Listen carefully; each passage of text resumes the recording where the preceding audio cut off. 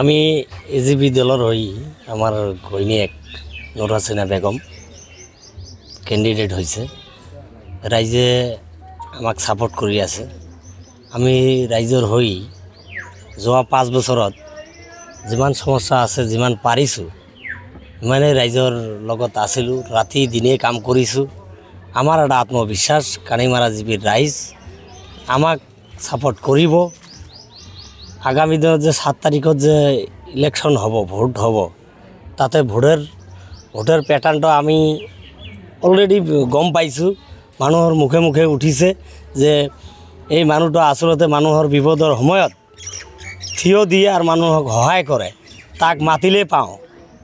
আৰু আমি কানিমাৰা ৰাইজক স্ব ইচ্ছাই অন্তৰ থেং কৈ আছোঁ, আচলতে সমস্যাৰ কাৰণে যেতিয়া সমস্যা আহে তেতিয়া কোনো লিডাৰ নাথাকে।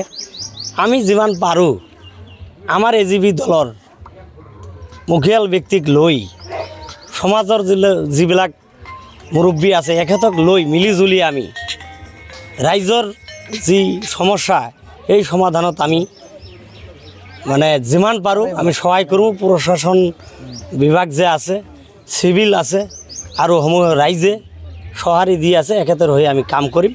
আমি এইটো প্ৰতিশ্ৰুতি দিছোঁ। আৰু যোৱা নিৰ্বাচনত আপুনি বিপুল ভোটত জয়লাভ কৰিছিল কাউন্সিলৰ পদত। এইবেলি কি ক'ব, ৰাইজৰ প্ৰতি আপোনাৰ কি আশা আছে? এইবাৰ যিটো অৱস্থা দাঁড়াইছে, আজি 17 তাৰিখত নমিনেশ্যন উইড্ৰল বা কেণ্ডিডেট থাকিব যে, এইটো 17 তাৰিখৰ পিছত যেতিয়া প্ৰচাৰ কাৰ্য ফুলফিল লাগি যাব, তাৰ আগতে আমি গম পাইছোঁ কেণ্ডিডেট যিবিলাক আছে এখেতেও ৰাইজৰ লগত নাই। সেইকাৰণে ৰাইজে মুখে মুখে কৈ আছে যে বোলে এখেতৰ আমাৰ দৰকাৰ আছে। আমি গম পাইছোঁ আগত যিমান ভোটত আমাক জিকাইছে, এখেতৰ 2 কেণ্ডিডেট যিমান চেষ্টা কৰোঁ নাকেন আমি তাতকৈ মানে বহুত ভোটত জিকিম বুলি আমি আশা ৰাখিছোঁ। কানিমাৰা ৰাইজক আমি অনুৰোধ জনাইছোঁ, আমাক দায়িত্ব দিব লাগে, আমি ৰাইজৰ হৈ কাম কৰিম। নিউজ কেয়াৰ 24 সত্যৰ সন্ধানত অবিৰত যাত্ৰা।